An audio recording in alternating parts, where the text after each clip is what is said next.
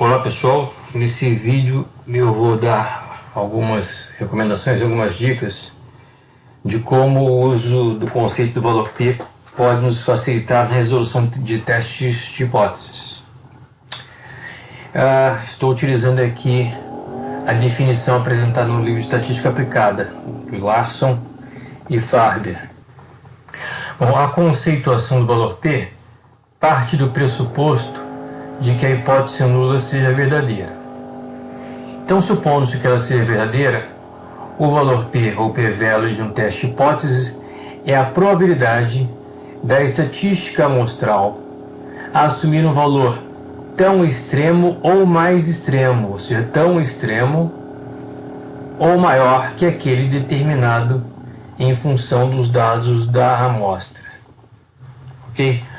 De outra forma, a gente poderia dizer que o valor P é a probabilidade da estatística calculada a partir da amostra ter um comportamento tão extremo ou mais extremo. O que significa que, se esse comportamento for extremo, ele é pouco provável e ele então não condiz com a hipótese nula. E em função disso, nós podemos rejeitar a hipótese nula se estivermos observando um comportamento extremo, um comportamento raro. Ok?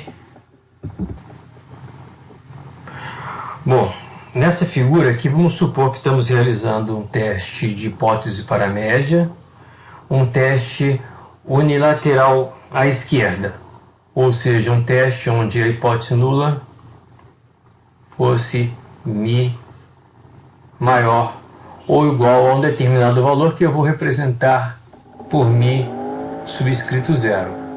A hipótese alternativa então seria μ menor do que esse valor que eu estou associando à hipótese nula. Então, ao realizarmos um teste Z, nós representamos numa curva de distribuição normal padronizada, como essa aqui, onde os valores de Z são lidos nas abscissas, representamos aqui no centro o valor de Z associado à hipótese nula, e esse valor seria Z igual a zero.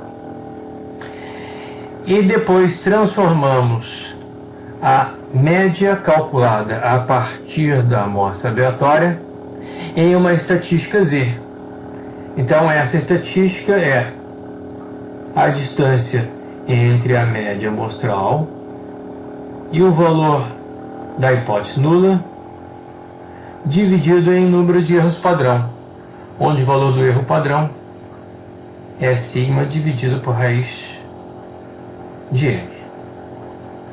Então, supondo que a hipótese nula seja verdadeira, qual a probabilidade, por exemplo, vamos supor que este valor aqui apontado nesse desenho seja uma estatística de menos 1,8. Vamos supor que seja de menos 1,8. Então, se a hipótese nula é verdadeira, qual a probabilidade de, ao retirarmos uma amostra aleatória de tamanho n, ela se traduzir em uma estatística Z de menos 1,8? Se esse valor aqui for de menos 1,8, nós podemos buscar na tabela de distribuição normal o valor dessa área. E essa área, então, vai ser a probabilidade de, supondo-se a hipótese nula verdadeira, nós retirarmos amostras aleatórias de tamanho n e essas amostras se transformarem em valores Z tão extremos quanto menos 1,8 ou mais extremos. Ok? Bom, aqui tendo à mão uma tabela de distribuição normal padronizada com os valores de Z e as respectivas áreas à esquerda, eu vou procurar aqui à esquerda o valor de Z de menos 1,8. Menos 1,80, eu tenho uma área à esquerda de 0,0359. Então essa área aqui à esquerda, que eu vou chamar de valor P,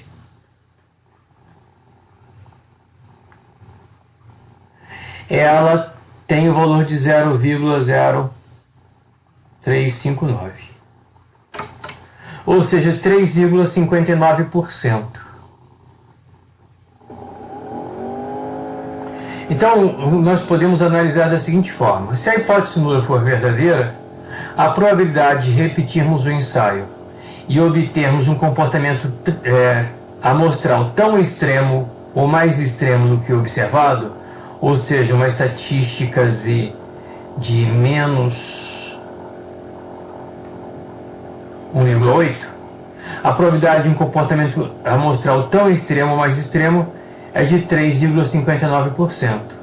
Se nós considerarmos que essa probabilidade é pequena, nós estaremos chegando à conclusão de que estamos observando um evento raro, um evento pouco esperado perante a hipótese nula.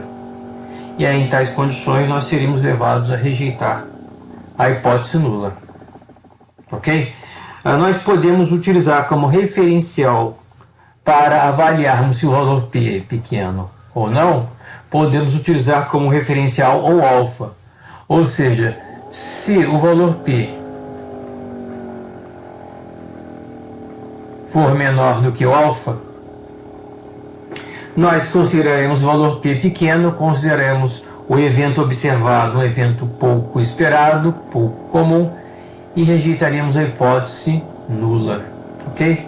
Nós podemos ter diversos trabalhos, exercícios, ensaios com o alfa de 0,05, o que significaria trabalharmos com 95% de confiança. Então, perante o alfa de 0,05, se for este o caso, nós consideraríamos esse valor P pequeno e rejeitaríamos a hipótese nula.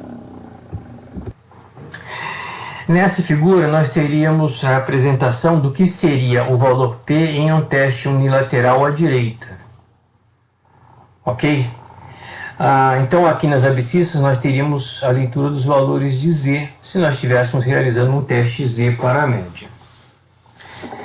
Então, eu poderia voltar ao caso do teste unilateral à esquerda para dizer que, em um teste unilateral à esquerda, o valor P é a área à esquerda da estatística amostral Z. Já no teste unilateral à direita, o valor P vai ser a área à direita da estatística amostral. Então, se por exemplo nós estivermos realizando um teste unilateral à direita, hipótese nula, Mi menor ou igual a um determinado valor que eu vou representar por Mi0, hipótese alternativa H1, Mi maior do que esse valor Mi0. E se a amostra resultou em uma estatística amostral, por exemplo, de mais 1,99. Aqui.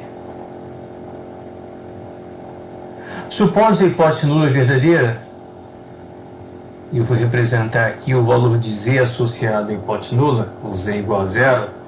Supondo que a hipótese nula é verdadeira, qual a probabilidade de retirar uma amostra de tamanho N e ela se transformar em uma estatística amostral tão extrema quanto 1,99 ou mais extrema ainda?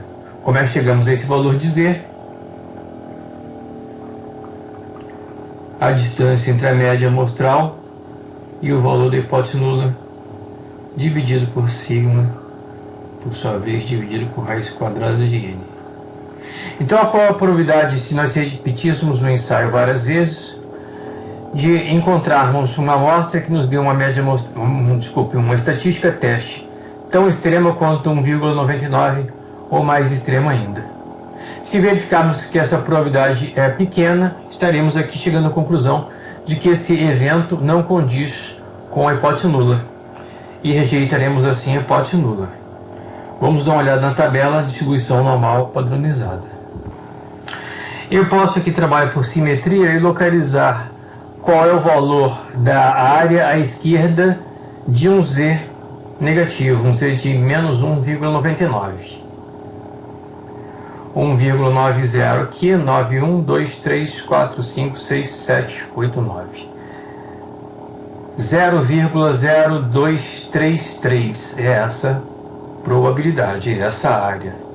Então esta área aqui à direita seria de 0,0233 para uma estatística de 1,99, z igual a 1,99.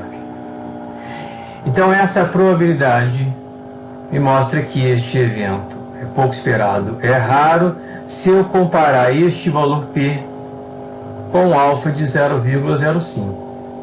Então se eu estiver trabalhando com alfa de 0,05, 95% de confiança, esse valor P aqui eu consideraria pequeno e dessa forma rejeitaria a hipótese nula. Ok?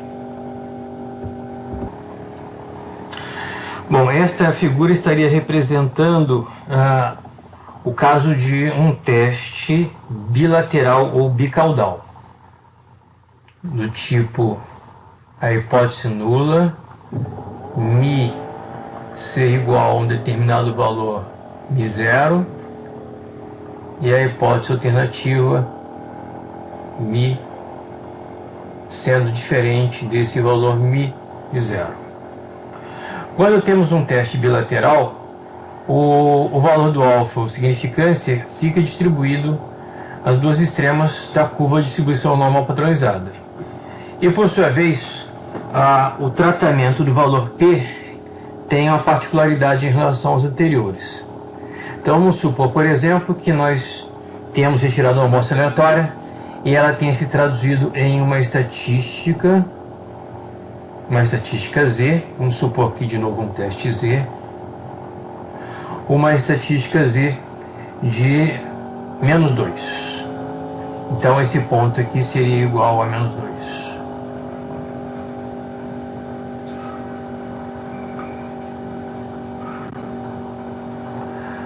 Quando temos um teste bilateral, o valor P ele vai corresponder à área extrema delimitada pela estatística amostral, essa área multiplicada por 2, ou seja, a outra metade do valor P estaria aqui à direita.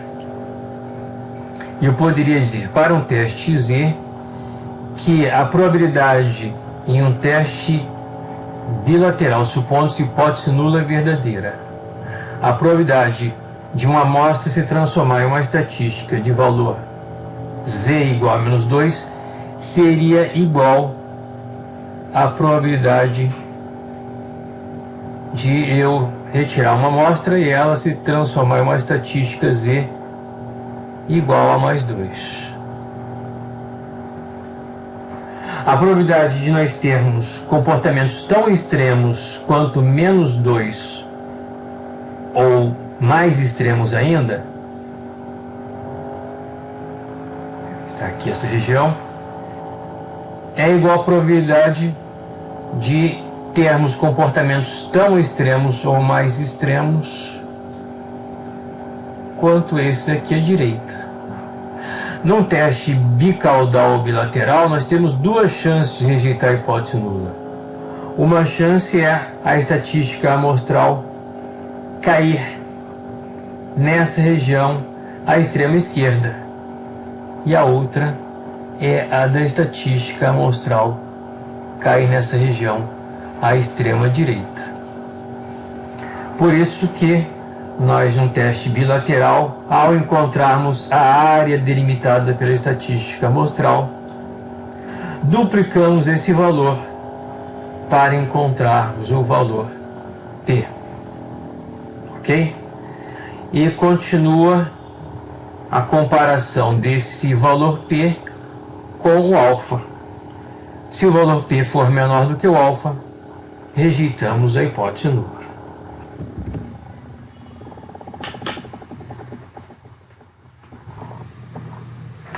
Bom, então voltando a utilizar a tabela Z, E eu vou buscar qual é a área à esquerda de um valor de z igual a menos 2. Essa área é de 0,0228. Então, 0,0228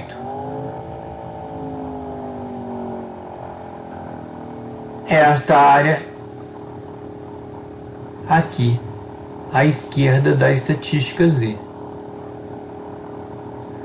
0,0228. O valor P é o dobro dessa área. Então, nós poderíamos dizer valor P